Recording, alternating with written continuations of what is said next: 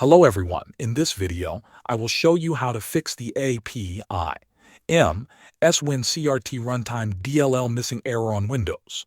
First, close the program that is showing the error.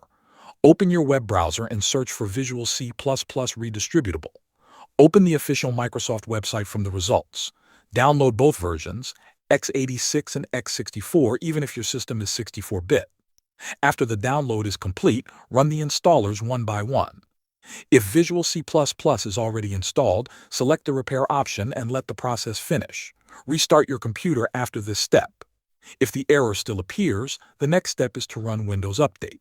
Open Settings, then go to Windows Updates. Select Check for Updates.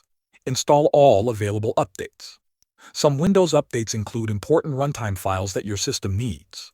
Restart your PC once the updates are complete. If the issue is still not fixed, you need to manually install the Universal C Runtime Update.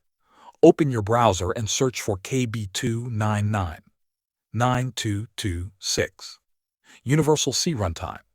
Open the official Microsoft support page. Download the update that matches your Windows version. Run the file and follow the on-screen instructions. After completing these steps, the DELO error should be resolved. Thanks for watching.